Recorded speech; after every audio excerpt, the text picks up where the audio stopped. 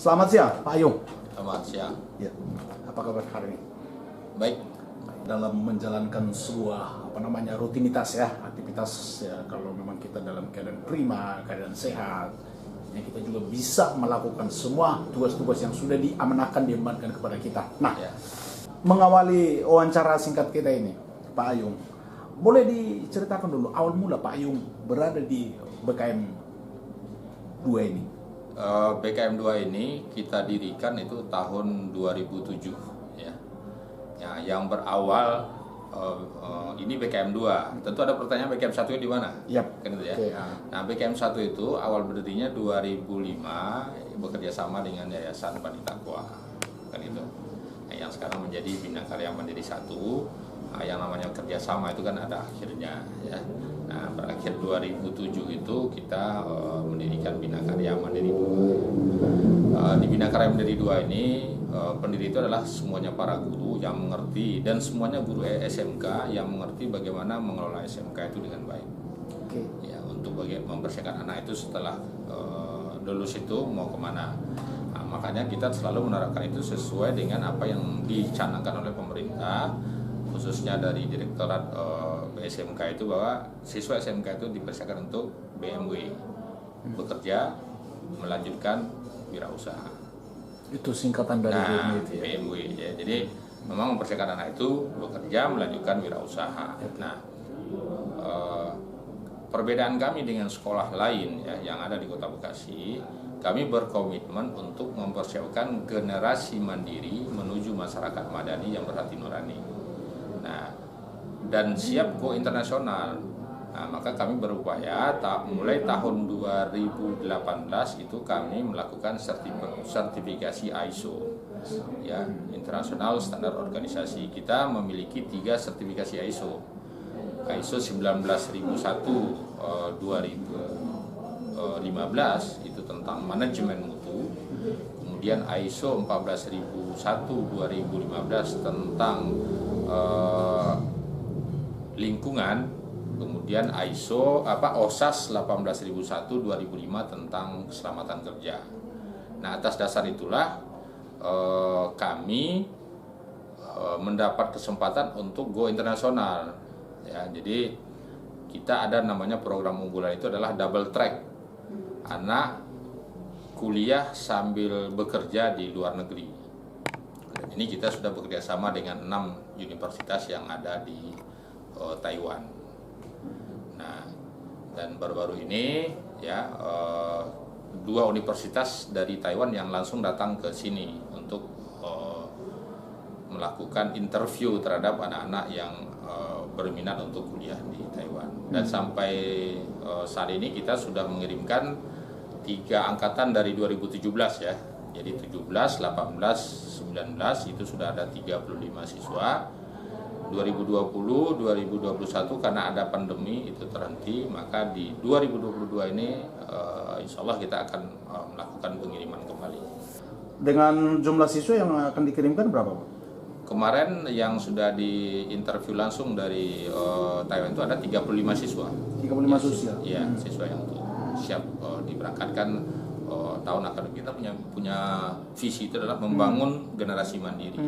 Jadi kita menciptakan bagaimana anak-anak ini menjadi generasi yang mandiri setelah dia keluar dari sekolah itu ya, generasi mandiri yang menuju masyarakat madani, gitu. Masyarakat madani yang berhati nurani. Tapi untuk dalam segi pengimplementasiannya, wujud nyatanya kepada siswa-siswa yang ada di sekolah tersebut, ya, setelah dia lulus, bahkan kadang-kadang tidak memiliki sebuah target gitu loh. Banyak seperti itu sekolah. Ya, kalau makanya itu tadi kami selain kami punya visi, kita punya moto itu adalah mendidik, melatih, menyalurkan.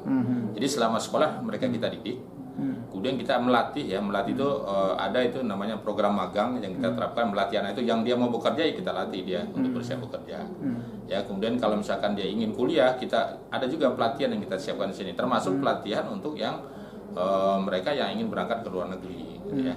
Contohnya di sini kita ada pelajaran bahasa yang masuk ke dalam jadwal itu adalah pelajaran bahasa Jepang.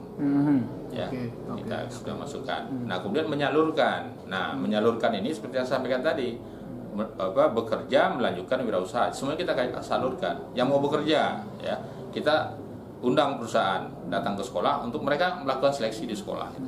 Jadi anak itu tidak lagi bawa lamaran untuk mencari perusahaan, dia bekerja, masukin lamaran, nunggu, tidak. Tapi perusahaan yang kita undang ke sekolah, dia melakukan tes di sekolah. Jadi yang lulus itu nanti itu yang dia panggil gitu. Itu dalam bekerja kita sudah terapkan itu. Termasuk anak-anak yang pada saat kita latih magang itu, kalau misalkan dia di sana itu kinerjanya bagus, perusahaan itu tertarik, maka kita langsung tekan kontrak dengan perusahaan. Setelah dia lulus, anak itu bekerja di situ. Maka magangnya kita perpanjang, yang tadinya 6 bulan menjadi 1 tahun. Karena sudah ada jaminan dia akan bekerja di perusahaan itu, dan itu pun sudah kita lakukan juga, ya kan. Nah, kemudian dalam melanjutkan, ya, dan siswa kita juga kita fasilitasi untuk masuk perguruan tinggi negeri melalui jalur SNPTN, seleksi nilai masuk perguruan tinggi negeri.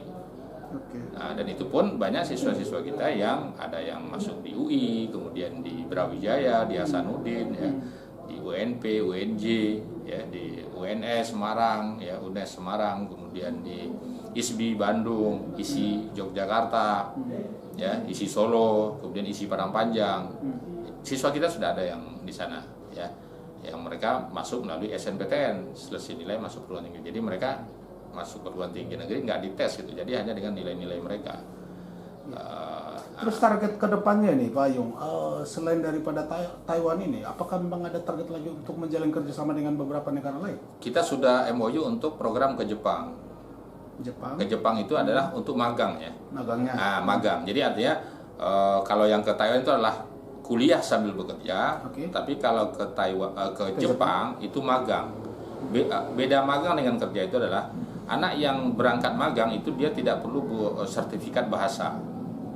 Ya, tapi kalau untuk bekerja harus memiliki sertifikat bahasa. Tapi kemampuan bahasanya pun sudah kita siapkan. Jadi untuk magang ini nanti programnya itu yang penting dia bisa komunikasi bahasa Jepang dengan dengan level N15 kalau nggak salah saya itu, untuk mereka bisa berangkat, dan itu kontrak 3 tahun. Kontrak 3 tahun. 3 tahun bekerja. Nah, kalaupun nanti dia mau balik lagi ke sana, dia pulang 3 tahun, dia harus meningkatkan kualifikasinya dulu, harus sarjana. Karena kesempatannya hanya 1 kali, ya. Nah, dan untuk alumni-alumni yang sarjana pun yang ingin ikut program bekerja, ya, kalau yang sarjana kan bekerja, ya, itu pun kita masih fasilitasi gitu. Dan terus mereka yang sudah selesai di sana, memang ada yang sudah direkrut oleh perusahaan-perusahaan yang ada di Indonesia, atau mereka sendiri yang enggak. Jadi kalau yang untuk magang ke Jepang kan baru tahun ini kita mulai. Tapi untuk yang bekerja dan kuliah sambil bekerja di Taiwan, itu dari anak-anak angkatan pertama itu banyak yang memilih bekerja di Taiwan. Oh, balik lagi, mereka memilih balik lagi. Iya, ya? Memilih kerja karena itu tadi, karena upah mereka jauh lebih tinggi dibanding Indonesia. Oh. Contohnya waktu dia magang saja yang kuliah sambil bekerja itu, jadi seminggu itu mereka hanya kerja 20 jam. Ya, dengan bekerja 20 jam seminggu itu, kalau dirupiahkan itu dia dapat sekitar 7 sampai 7,5 jutaan sebulan. Jauh di atas UMR. Kalau waktu dia magang, kalau misalkan pas libur itu dia bekerja full, itu mereka dapat 15 juta sebulan. Itu makanya yang membuat mereka enggan untuk kembali, ya. Nah, kecuali ada anak yang memang diminta oleh orang tuanya. Dan kemarin memang ada yang angkatan pertama itu ada 1 anak yang kembali ke Indonesia bekerja, nggak sampai seminggu dia di sini. udah langsung bekerja. Nah, terus untuk apa masalah pengurusan dia, mereka punya administrasi atau bagaimana? Atau memang PKM gue yang bertanggung jawab penuh? Ya kita bantu. Iya, kita pantau. Jadi anak itu sampai dia berangkat, selama dia di sana, dia mau pulang lagi, kita masih pantau, bisa masih berkomunikasi. Gitu. Apalagi yang untuk angkatan sekarang itu agak lebih gampang karena seniornya sudah ada di sana gitu. Jadi mereka untuk berkomunikasi nggak lagi nggak sulit gitu ya. Kita minta bantuan dengan senior-senior yang udah di sana. Ini ada adik kamu yang mau berangkat, tolong dibantu, difasilitasi di sana gitu. Di Kota Bekasi ini kan ada beberapa SMK tuh ya. Ya. Terus kalau menurut Pak Ayun seperti apa ini? Ya kan begini ya. Ada yang kalau sekolah negeri kan tentu menjalankan program yang ditentukan oleh pemerintah. Oke. Ya. Dan tentu itu tergantung kepiawaian kepala sekolahnya. Ya, kalau negeri itu kan kepala sekolahnya ada kekhawatiran mau dimutasi apa enggak nih. Nah, kalau ada mutasi tentu dia untuk dalam bekerja itu enggak optimal lagi. Kan gitu. Nah, kalau swasta memang tergantung kepada yayasan penyelenggaranya. Kan gitu. Yayasan penyelenggara ini punya komitmen enggak? Atau punya tujuan enggak mendirikan sekolah? Jadi jangan sampai pendirian sekolah itu hanya sebatas ya, mohon maaf istilah saya itu menggugurkan kewajiban gitu. Ya. Atau mohon maaf lagi, jangan sampai sekolah itu dijadikan sebagai lahan bisnis pendidikan. Apa memang ada yang menjadikan itu sekolah jadi lahan bisnis? Nah, ya itu kan kalau itu kajian lain nanti itu ya kalau kita mau bahas karena untuk swasta di Kota Bekasi itu ada sekitar 240-an ya. Iya. Nah, sekolah itu ya. Banyak juga. Nah, kemudian kita juga lihat aja perkembangan SMK di Kota Bekasi. Saya sangat intens mengamati ya. Tahun 97 saya masuk Kota Bekasi ini baru hanya 38 SMK yang ada di kota dan kabupaten Bekasi, negerinya hanya 3. Berarti swastanya pada saat itu 35. Nah sekarang untuk di Kota Bekasi saja itu ada 243 sekolah swasta, negerinya 15 ya. Nah sebenarnya di Kota Bekasi itu mohon maaf nih, industri yang ada di Kota Bekasi itu belum sinkron dengan jurusan SMK yang ada di Kota Bekasi. Oh gitu. Ya, sehingga banyak lulusan SMK Kota Bekasi tidak tertampung di Kota Bekasi.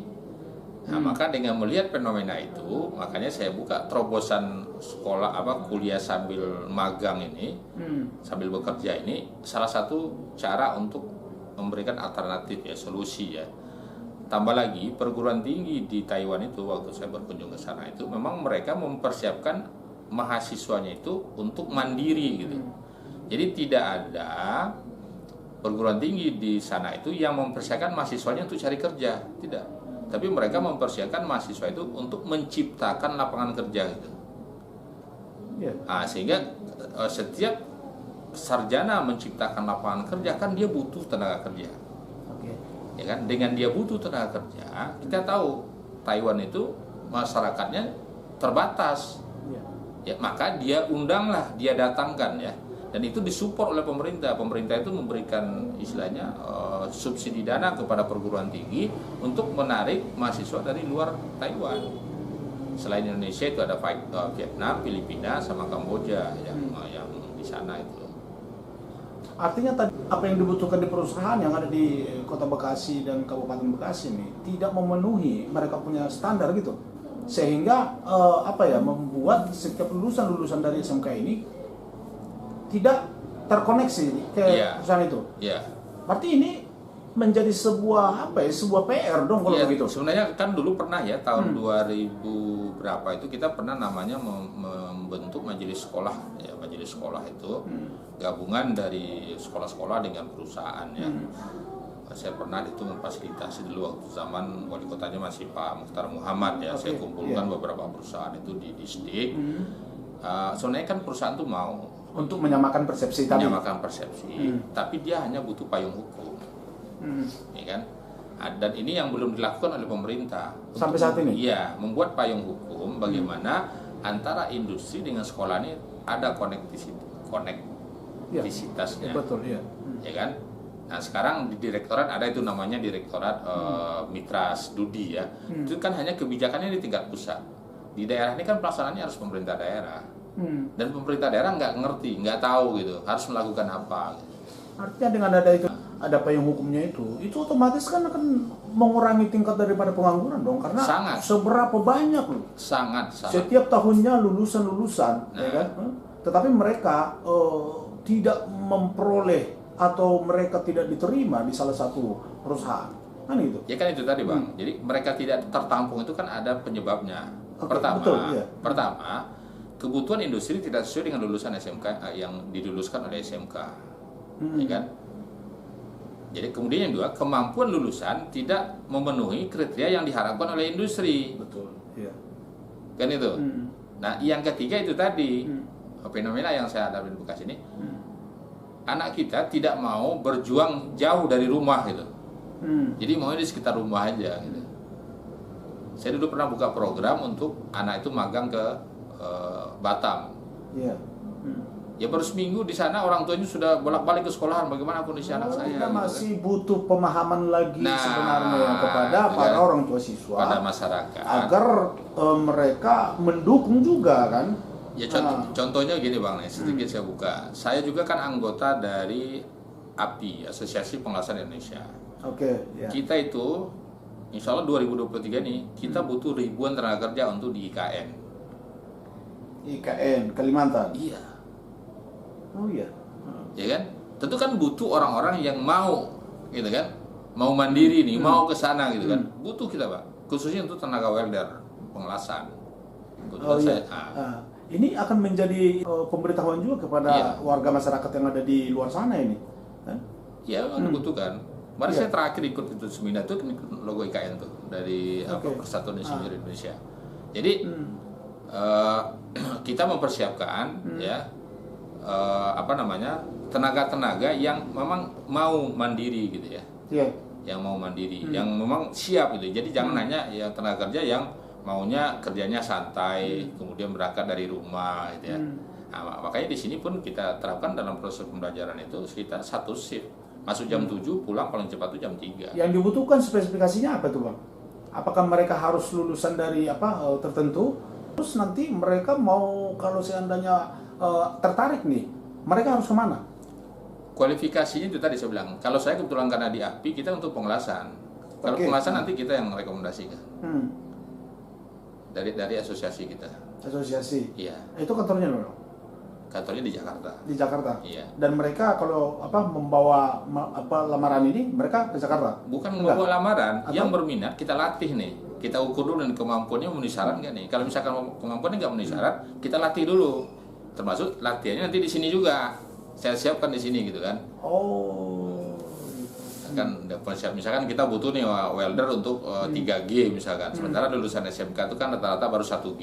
Kita upgrade kemampuan dia udah siap 3G, udah punya sertifikat 3G, ya udah kita berangkatkan gitu. Mereka ini menghubungi kemana, Pak? Ke BKM 2 bisa. BKM 2 langsung bisa. Iya. Oh, gitu. Dan ini terbuka untuk kalau untuk umum ini, Pak. Umum. Iya, umum. Termasuk saya kan anak-anak saya yang jurusan otomotif dan sepeda motor saya tawarkan karena memang secara spesifik untuk teknik otomotif dan sepeda motor ini kan mereka nggak belajar las, hanya dasar ya. Nah, sementara ini dibutuhkan tenaga welder yang bersertifikasi. Kita angkat kualifikasi keterampilan dia, kita berikan pelatihan las. Gitu. Dan pelatihannya itu nanti free? Kalau untuk siswa saya free. Oh, untuk mereka ada tentu administrasi ya? Kalau untuk siswa saya free kan gitu. Itu untuk apa waktu masa pelatihan mereka di sini berapa lama? Bagi orang luar? Tergantung kemampuan dia, makanya saya bilang tadi kalau untuk 3G itu kalau dia ini dari nol itu 3 bulan. 3 bulan? Iya. Itu bisa menyelesaikan 3G. Sistemnya mereka nanti di sana kontrak atau bagaimana? Iya, kontrak. Kontrak, berapa lama itu? Ya tergantung proyeknya. Kalau misalkan proyek itu masih berjalan, kalau nggak salah kemarin untuk kontrak pertama itu 3 tahun. Dan untuk gaji mereka seperti apa? Standar ya, standar Indonesia lah, standar Indonesia ya. Yang dibutuhkan ribuan Bang ya? Ya. Sudah berjalan ya? Sudah kita jalan. Oke. Nah terus gimana tadi udah abang cerita lah, dan terus juga ketidaksinkronan daripada antara katakanlah pengelola di dalam dunia pendidikan ini, ya kan? Ini juga sebenarnya menjadi sebuah PR ya, pekerjaan rumah. Mungkin anggota DPRD mungkin kan, mereka kan harus bisa mendesak ini. Secara khusus daripada komisi pendidikan yang ada di DPRD kan? Iya. Karena apa? Kita selalu mengeluhkan tingkat pengangguran, ya kan, setiap tahunnya. Mungkin ya bertambah kan gitu. Kalaupun dia terkurangi itu paling sedikit kan gitu. Setiap tahunnya bertambah.